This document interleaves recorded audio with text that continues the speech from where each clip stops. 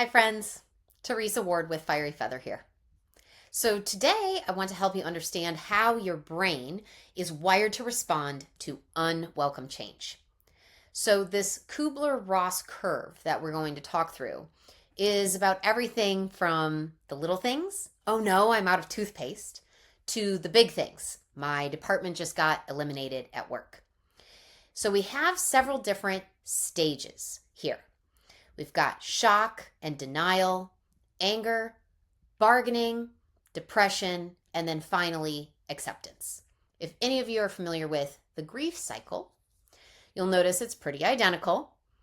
Our brains are wired to handle unwelcome change a lot like grief because it is a loss. It is the loss of the status quo.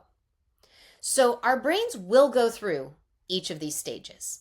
In shock and denial, sometimes we are very reactive. And you can see here that the engagement energy actually goes up during this stage.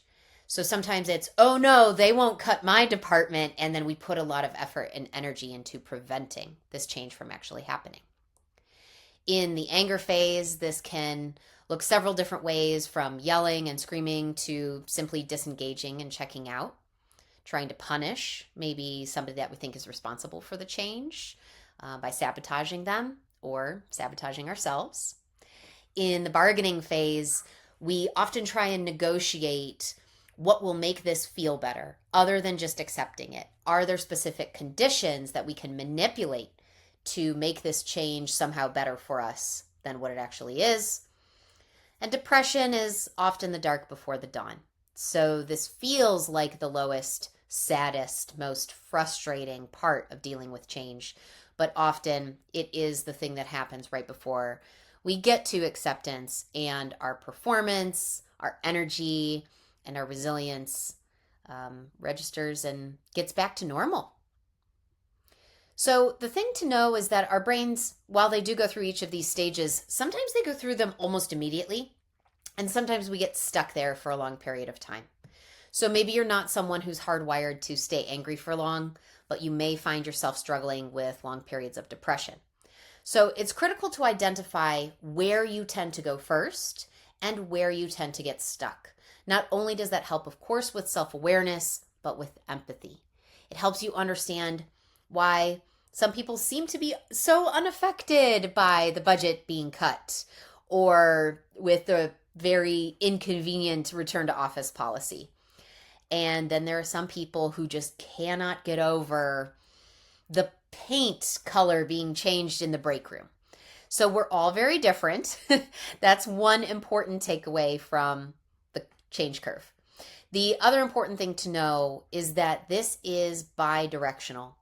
So you may go through an anger phase, get into a bargaining phase, and then fall back into anger or fall back even into a denial stage.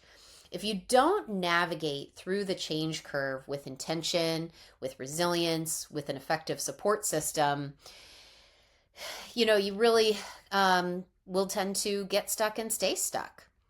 There are 3 effective tools, I believe, for navigating through unwelcome change in a way that will accelerate your journey towards acceptance and not have you going backwards and getting stuck. I call these 3 tools the BLT sandwich, BLT, and we will go through that in another video.